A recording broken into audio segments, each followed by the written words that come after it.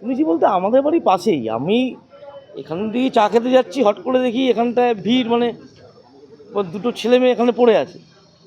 তো তারপরে এসে দেখলাম যে ওরা ওদের মধ্যেই ভদ্রলোক, মানে ভিডিও দেখলাম যে ভদ্রমহিলাকে স্ট্যাপ করেছে ছুরি দিয়ে, আর এখানেই ছুরিটা পড়েছিল। তারপরে ভদ্রলোক নিজেই নিজের গলা কেটেছেন।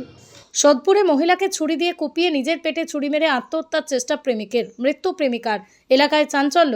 সোদপুর ফিউচার গেটের সামনে সকালবেলা প্রেমিকাকে ছুরি দিয়ে কুপিয়ে নিজের পেটে ছুরি দিয়ে আঘাত করে আত্মহত্যার চেষ্টা প্রেমিকের। সকালবেলা প্রকাশ্যে রাস্তায় এই হাড়হিম করা দৃশ্য। ঘটনায় আতঙ্কিত এলাকার মানুষজন। ঘটনার সময় এলাকার মানুষ বাধা দিতে গেলে তাদের উপরও হামলা চালায় প্রেমিক যুবক।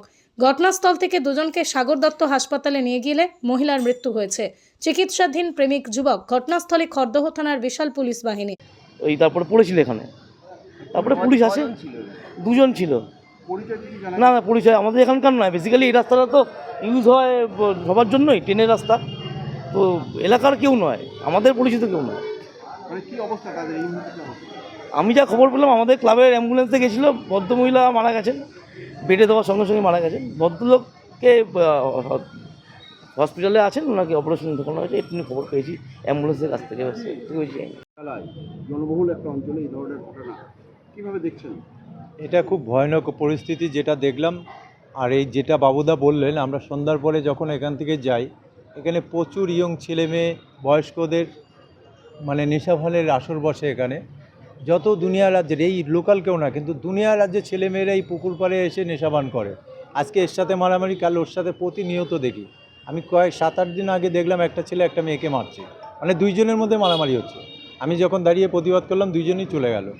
এই পুকুর পাড়টায় এই অবস্থাটা প্রতিনিয়তই ঘটে। সামনেই তো পুলিশ ফাঁড়ি রয়েছে, সোদপুর পুলিশ ফাঁড়ি।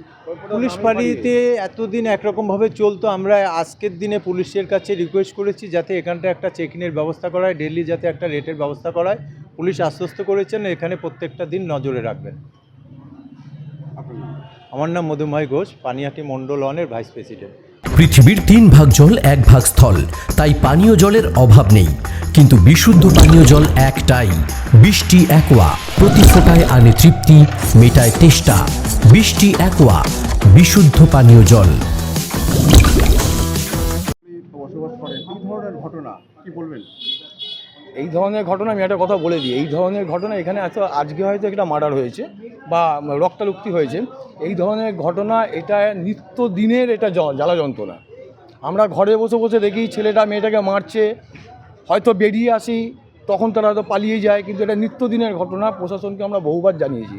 কিছুদিন আগেই এরকম একটা কেস এখানে হচ্ছিল, মার দাঙ্গা হচ্ছিল। থানা থেকে ডেকে তাদেরকে আমরা পুলিশে হ্যান্ডওভার করে দিই। আজকে কি দেখলেন?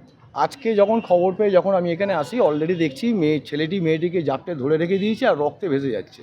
সেই মুহূর্তে আমার প্রাথমিক যে কাজটা ছিল যে ইমিডিয়েট তাদেরকে হসপিটালে স্থানান্তর করা। তার জন্য আমি সোদপুর ক্লাবে আমাদের যিনি সেক্রেটারি আছে সন্তুদাকে ফোন করি যে তুমি ইমিডিয়েট একটা পাঠাও। তখনই অ্যাম্বুলেন্স আসে এবং আমরা যারা ছিলাম, আমরা যারা আছি, আমরা সবাই মিলে ধরাধরি করে এবং পুলিশও হেল্প করে, আমরা ধরাধরি করে তাদেরকে তুলে পাঠিয়ে দিই। বয়স কীরকম হবে জেনে?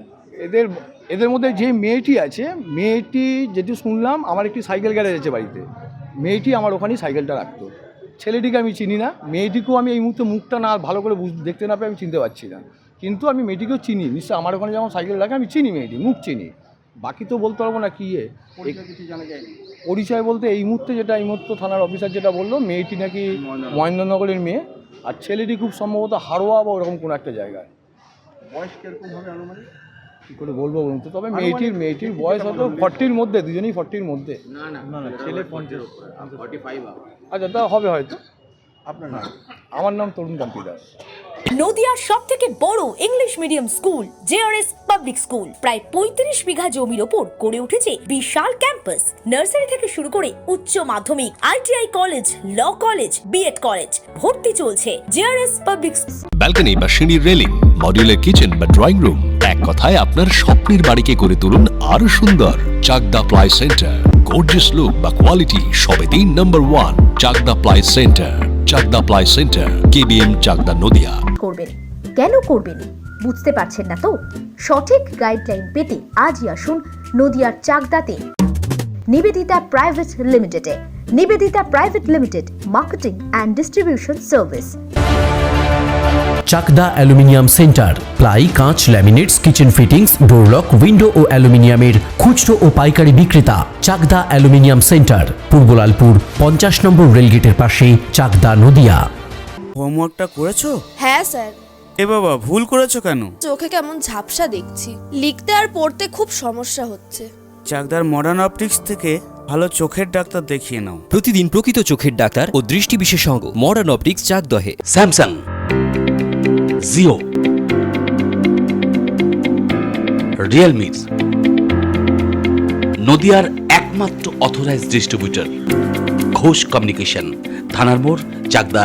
ভাবছেন 3 স্টার ক্যাটাগরিতে কাটাবে? রুম রে মাত্র 1500 টাকা থেকে স্টার, খাওয়া দাওয়া রিজনেবল প্রাইস। নদিয়ার একমাত্র 3 স্টার ক্যাটাগরি হোটেল এনবি সোনার বাংলা হোটেল, কল্যাণী এইমসের ঠিক উল্টো দিকে, কল্যাণী, নদিয়া।